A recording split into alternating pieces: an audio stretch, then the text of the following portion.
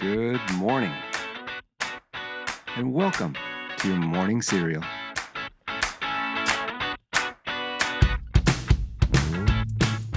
All right, good morning and welcome to Wednesday. Well, if you're feeling like the week is already 3 days too long, don't worry. There's only 2 days left until Friday, and we always have hope. Actually, today is Audacity to Hope Day, so go ahead and dream bigger than just your to-do list. I also hope you like cheese today, not because my dad jokes are the cheesiest, but because today is also National Cheese Day. Yet it's not clear if that is referring to dad jokes or just good old mac and cheese variety cheese. All right, lastly, it's shopping cart day, so just be sure to pick the one without the squeaky problem wheel. And if you're shopping for some boldness this morning, our quote may have just what you ordered. Angelina Jolie said, quote, "Make bold choices and make mistakes. It's all those things that add up to the person you become," end quote. Now, this quote is a reminder that growth and authenticity often comes from stepping outside your comfort zone, even if it means making a few mistakes along the way. Well, today's news, facts, and birthdays are for June 4th. And we're going to start back all the way in 1783.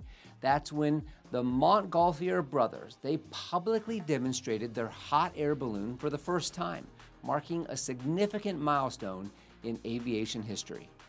Then skipping up to 1919, that's when the U.S. Congress approved the 19th Amendment. You know what that one was?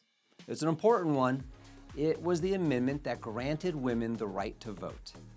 Then in the great year of 1977, on this date, JVC introduced the nostalgic relic, the VHS videotape at the Consumer Electronics Show, and that revolutionized home entertainment, and it also ushered in Friday nights at Blockbuster. Then in 1984, on this date, Bruce Springsteen released his iconic album, Born in the USA, which became a defining work of his career. And then lastly, in 2003, everyone's favorite grandma that's done hard time, Martha Stewart, this was the date she was indicted on charges related to insider trading. Well, happy birthday to you if today is your birthday. You share a birthday with British comedian and actor known for his irreverent humor and his sharp wit, Russell Brand. He's 50 today. Then Angelina Jolie, you know her, actress, filmmaker, humanitarian icon, also provided our quote today. Angelina's 50 today. Al B. Sure, he's an R&B singer and record producer. You might remember him gaining fame in the late 1980s. Well, he's 57 today. You know this name, Scott Wolf. He's an actor best known for his role in the television series Party of Five. Well, Scott's 57 today. And lastly, an actor recognized for his performances in ER and The Librarian, Noah Wyle. He's 54 today. Well, the number one song on this date back in 1985 was Everything She Wants by Wham. Now, you might not know this song by the name, but you know the song. And you can hear it on the Morning Cereal highlights on Instagram, YouTube, and TikTok. Great song that was actually released as a double A-side release along with one of my favorite Christmas songs, Last Christmas by Wham, obviously. Well, with this number one song, Wham became the first group since the Bee Gees to have 3 number one singles from the same album. They were Wake Me Up Before You Go-Go and Careless Whisper from their album Make It Big. Now, it's been a while since I said quintessential, so I'm gonna go ahead and say it. These are quintessential 80s hits.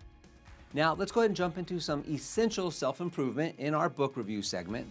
Right now, we're in the subchapter Identifying Your Center of the 7 Habits of Highly Effective People by Stephen R. Covey, in which Covey is urging us to take a hard look at the core of our lives, what he calls our center. He writes, quote, "Looking closely at our life support factors is perhaps one of the most important investments you'll ever make," end quote. This idea asks us to pause and reflect. What is truly driving us every day? Now, Covey explains that many of us have centers that shape our decisions, reactions, and even our sense of identity. These centers might not be obvious, but they quietly direct how we approach life's challenges. And he breaks them down with simple examples to help us see them in action. So if you're a spouse-centered person, you might find that your happiness and self-worth depends entirely on your partner's mood or their validation of you. If you're a work-centered person, your sense of success might fluctuate with your job title or your paycheck, which might leave you anxious during uncertain times. Or another one, if you're a friend-centered person, you may feel lost or even betrayed when friendships change or fade, leading to confusion about who you are without those social ties. Or how about this one? If you're an enemy-centered person, you're likely driven by resentment or the need to win in conflicts, letting competition and grudges shape your path. So Covey's point is not to shame us for these centers, okay? But to highlight how reactive they can make us.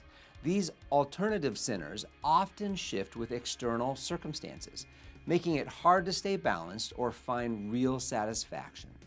And Covey contrasts this with the principle-centered life that we've been talking about. And that principle-centered life is built on timeless values like honesty, fairness, and respect.